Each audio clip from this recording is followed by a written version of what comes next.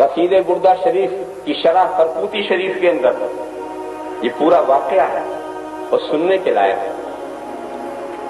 ابو جہل نے جب دیکھا کہ اسلام زوروں پر چلا، اسلام کا سیلاب رک نہیں رہا، تو حبیب کو بلایا جو دوست تھا ابو جہل اور رہتے تھے یمن میں، اور بہت زبردست فصیح و بلیغ بڑے اونچے درجے کے خطیب، سوچا کہ وہ آئے گا تو اس خطابت کا جادو چلائے گا، اسلام کا بڑھتا ہوا جو سیلاب ہے اس کو روکنے میں ہمارا مددگار ہوگا۔ بلایا حبیب کو، وہ یمن سے آئے، ان کو تو یہی پتا ہے کہ ایک شخص ہے جو نبوت کا دعویٰ کر رہا ہے، اس کا زور بڑھ رہا اور اس کے زور کو کم کرنے کے لیے تو حبیب نے کہا کہ ذرا میں اس سے بھی تو بات کر لوں جو نبوت کا دعویٰ کرتا ہے۔ تو ابو جہل کا دبدبا ہو گیا، کہیں یہ بھی نہ ادھر ہو جائے، کہیں یہ بھی نہ ادھر ہو جائے، کہیں یہ بھی نہ ادھر ہو جائے۔ اس کے بعد مگر کہے کیسے چیز نہ پوچھو، یہ بھی تو غیر معقول بات ہے۔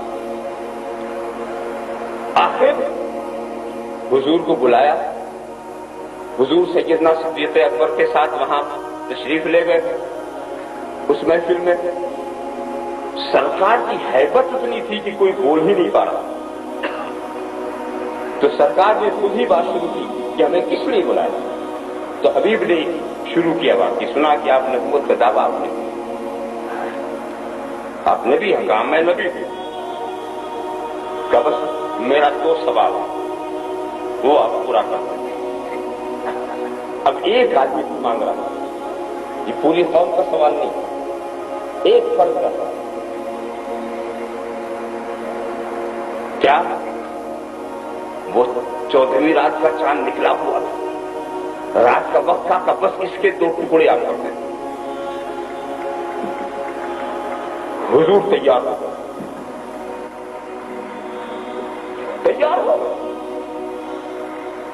جبل ابو قبیس پر پہنچ گئے، ساتھ ساتھ ایک مجمع بھی پہنچ گیا اور سرکار نے اشارہ کیا، چاند کے 2 ٹکڑے ہوئے، پھر سرکار نے اشارہ کیا، دونوں مل گئے، ایسا ملے کہ جیسے پہلے ہی تھے، کوئی بال نہیں پڑا، آپ شیشہ توڑ کے ملا دیجئے تو بال پڑ جاتا ہے، مگر سرکار نے ملایا تو ویسے ہی مل گیا۔ یہ دیکھتے ہی حبیب کچھ جوش، ابو جہل سن لے، عتبہ اور شیبہ سن لے، اے قریشیوں سن لو، اشہد ان لا الہ الا اللہ وحدہ لا شریک لہ واشہد ان محمدا عبدہ ورسولہ۔ دیکھیے اطمینان قلب کے لیے جو انہوں نے مانگا،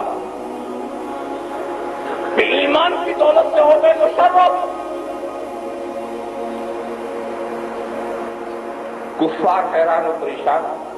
اس کے بعد تو حضور نے کہا اے حبیب تم نے تو 2 سوال کی بات کی تھی، ایک تو تمہارا یہ ہو گیا، دوسرا سوال کیا؟ حبیب کہتے ہیں وہ دوسرا سوال اب یہ آپ ہی بتائیں وہ کیا ہے؟ کیا مطلب کہ جب حالت کفر میں تھا تو اس وقت وہ سوال تھا، مگر اب تو میں ایمان لا چکا، اب تو میں نبی مان چکا، اب تو میں رسول مان چکا، اور جب مان چکا تو غیب کی بات آپ ہی بتائیں۔ اب تو میں مان ہی چکا، اب مجھے سوال کرنے کا کوئی محل نہیں رہا۔ یہ تو حالت کفر میں رہے اور پوچھے کہ نبی کو غیب ہے کہ نہیں، حالت کفر میں رہے اور پوچھے تو بات زیادہ قرین قیاس ہے۔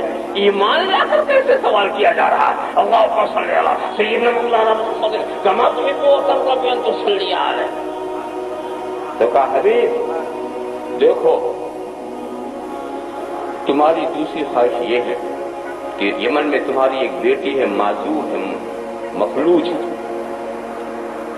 اپنی جگہ سے ہٹ نہیں سکتی، تم اس کی صحت چاہتے تھے، جاؤ میں نے اسے صحت دے دی۔ اب اس کے بعد حضرت حبیب جب یہاں سے واپس ہوئے، اپنے گھر پہنچتے ہیں، دروازہ کھٹکھٹاتے ہیں تو وہی لڑکی اٹھ کر کے آتی تھی، دروازہ کھولتی ہے جو اپنی جگہ سے ہل نہیں سکتی تھی۔ حبیب نے دیکھا بالکل صحت مند، اور بیٹی یہ کیسے ہو گیا؟ کہا ایک خوبصورت حسن و جمال والے نورانی چہرے والے فلاں رات کو آئے تھے میرے پاس، اور آ کر انہوں نے دستے شفقت پھیرا، میں بالکل صحت مند ہو گئی، اور انہوں نے کہا بیٹی میں مکے میں تیرے باپ کے کلمہ پڑھا رہا ہوں، تو یہاں پڑھ لے، تو تیرے باپ کو وہاں مسلمان کر رہا ہوں، تو یہاں مسلمان ہو جا۔ تو میں نے کلمہ پڑھ لیا۔ ذرا سا سوچو، یہ بات سن کر کے حبیب کو تعجب نہیں ہوا، یہ باروں تو میرے سامنے تھے، وہ یہاں کیسے آ گئے؟ وہ تو میرے سامنے تھے، رات بھر میں ان کی بارگاہ میں تھا، کب ان کو ٹائم مل گیا کہ وہ وہاں سے یمن آ جائیں؟ کوئی شک نہیں کیا، بیٹی نے جو کام مان لیا۔ یہ شک اس وقت ہوتا ہے جب ایمان نہ ہو، جب ایمان نہ ہو، ایمان کے بعد اب کوئی شک کی بات نہیں ہے۔ جب ایمان ہو گیا